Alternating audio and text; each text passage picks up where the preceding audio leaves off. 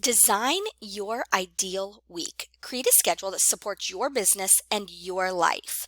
This isn't about perfection or following a rigid plan.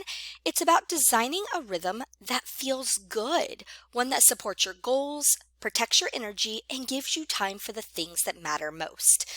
Your ideal week gives you clarity on where your time goes so that you can lead your business intentionally instead of reactively.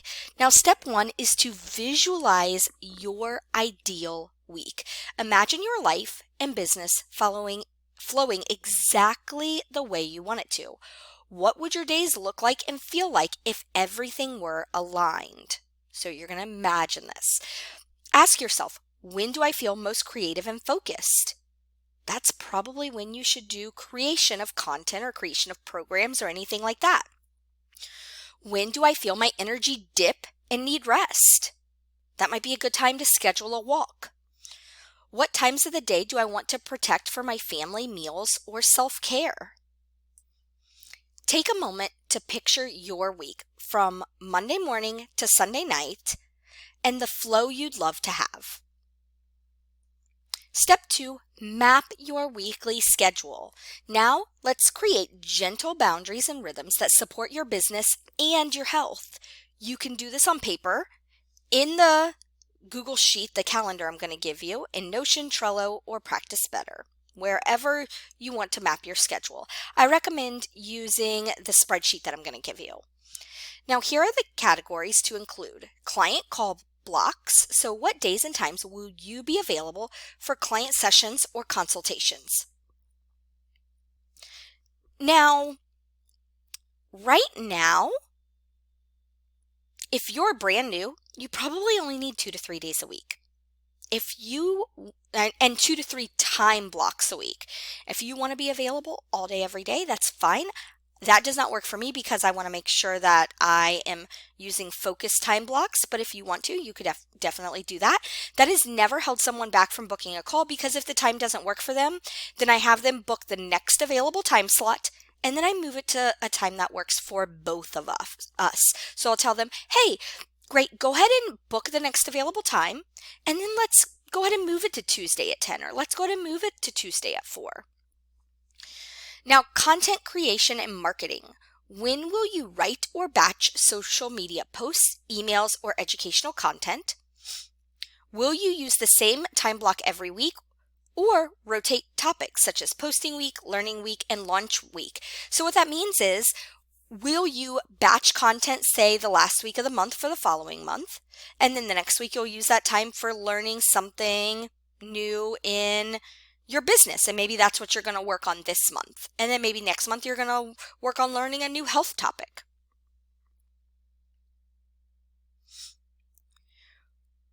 When will you study new trainings, watch the Inner Circle lessons, or complete business growth programs? When will you work on your business instead of in it? When will you start new conversations, network, or connect with potential clients? For example, 3 new DMs or outreach messages Mondays and Thursdays, or Monday through Friday at 11 a.m., for example. Self-care and daily health habits: meals and hydration, movement or walking, exercise or strength training, breathwork, journaling, meditation or downtime, outdoor time, or sunshine breaks. What self-care activities are important for you to include? Family rest and downtime: protected evenings or weekends for family, sleep and wake up times that support energy and recovery, activities that help you recharge and reset. So what activities are important for you to include? Step 3, create your ideal day flow. Now zoom in on just one perfect day. How would it look if everything flowed smoothly with ease, focus, and balance? Use these reflection prompts to map it out. Morning routine: what helps you feel grounded before work? Work blocks: when do you feel most creative or productive? Breaks: when will you step away to rest, walk, or eat without distraction? Evening: how do you want to wind down and prepare for deep rest? Now write your ideal day vision in the space provided. Step 4, make it flexible and realistic. Your ideal schedule is not a contract, it's just a compass, it's a goal. Life happens, clients reschedule, energy shifts, and that's okay. The goal isn't to follow it perfectly. The goal is to know what balance looks like so that you can return to it when things feel off. Revisit it every few months as your business evolves. Adjust as you grow. What feels ideal now may shift later. Protect your energy as much as you plan your time. Step 5, integration challenge. This week, choose one small rhythm to implement. Maybe it's a content batching day, a tech-free Sunday, or blocking off Fridays for creativity. Then share it in the comments. What's one thing you're adding to your ideal week to support your energy and growth? Now remember, you didn't start your business for freedom just to feel busy all the time. You started it to create space for your health, your family, your creativity, and your purpose. Your schedule is the container that holds all of that. So design it with intention, lead it with grace, and adjust it with compassion. Now let's dive into the schedule template. All right, so here's the schedule template. This is my schedule that I actually have for myself. So I've got minerals, water, PQ, tapping, sun, breakfast, adrenal, cocktail. I've got open time on the weekends. This might be when I run errands, go grocery shopping. This might be when I'm doing something with my children or my husband. Then I have lunch and walk from 12 to 1. I have movement from 4 to 5. I've dinner and walk from 5 to 6.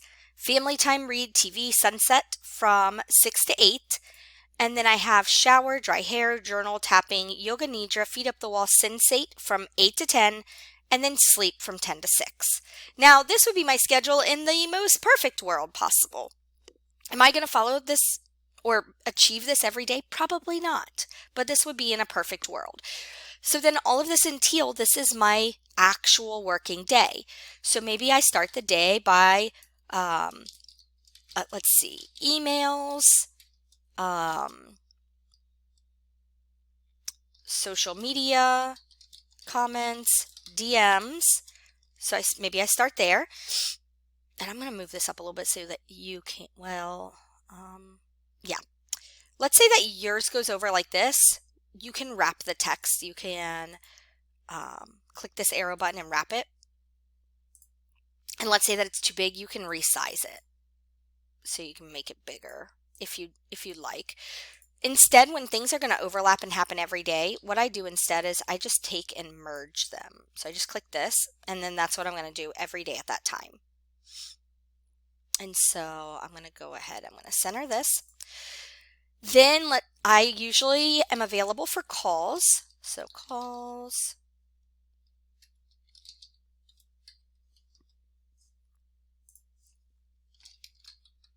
And then a few hours in the afternoon. So this is what my schedule looks like on usually Tuesdays and Thursdays, but sometimes I do make myself also available on Wednesdays instead of Tuesdays and Wednesdays. It just kind of depends on how many calls I'm getting. If I'm getting a lot of book calls, I'll do Tuesdays and Thursdays. If I'm not, I'll just do Wednesdays.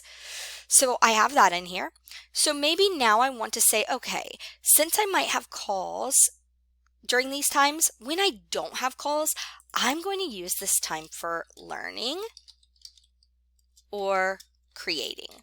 In the beginning, you're probably not going to have calls in all the time that you have available for calls. So I'm going to do that. And then let's say that it's a batch content week where I need to get my social media posts ready, my email ready. I'm going to, since I have these 2 days to do that, but for creating and learning, maybe I'll even say, you know what? No. In the mornings, I'm going to focus on creating. That's when I'm most awake, most present, have the most energy. I have a little bit of an energy slump in the afternoon. So, you know what? I'm going to do calls and creating in the morning. So anytime I don't have a call, I'm going to create. And then I'm going to do some learning in the afternoon. Now, maybe that wouldn't work for you. Maybe you'd say, I'm too tired to learn in the afternoon. but you can make this to fit you. So I'm going to do that. And then if I still need to do more creating, then maybe I'll open up some time on Fridays for that if it's needed.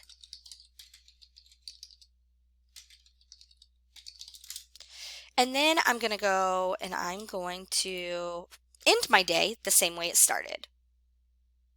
So now I've got all this in there. And am I going to actually need all this time for this?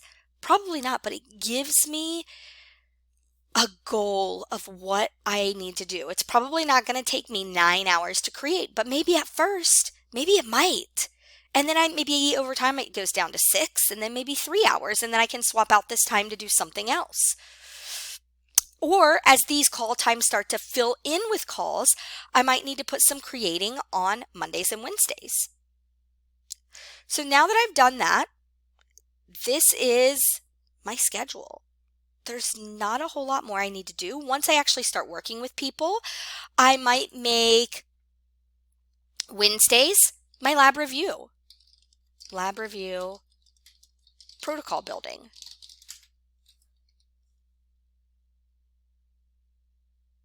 I'm going to wrap this. And at first, this might take more time too. Maybe you need to spend all day on Wednesday doing this at first. Let's see, what else might you want to include in yours?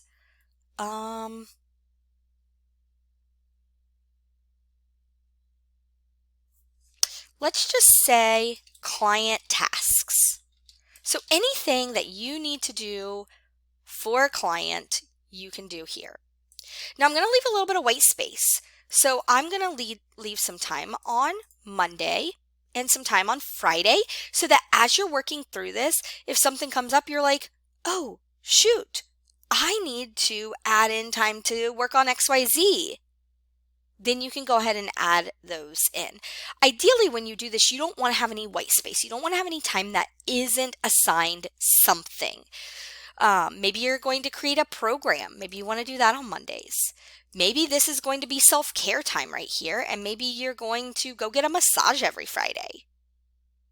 So think through what you want this to look like. Now, I'm going to leave this here as an example, and then what I want you to do is I want you to click this tab down here. This, if you like my schedule and the way it's set up, I left it the way that it was so that you could use this exactly as it is.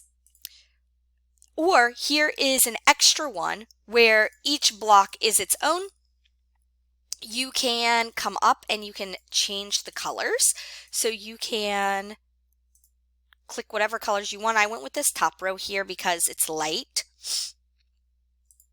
You can change the colors, but I made each item its own individual space. So I hope you find this helpful, and I hope that it gives you some clarity and direction so you're not just scattered and working on random things at random times with no direction. What you can do if you really want to plan things for yourself is you could also say I'm here. I could say week 4 is batching content. And I could say, I could have a goal for each one. Maybe week 1, maybe I'm going to, for my creating, maybe I'm going to work on my program building. Maybe week 3, I'm going to work on program building. And maybe I'm not quite ready to batch 4 weeks at a time. So maybe week 2, maybe I'm going to batch. So this kind of gives me a goal of what I'm working on and when I'm going to work on it.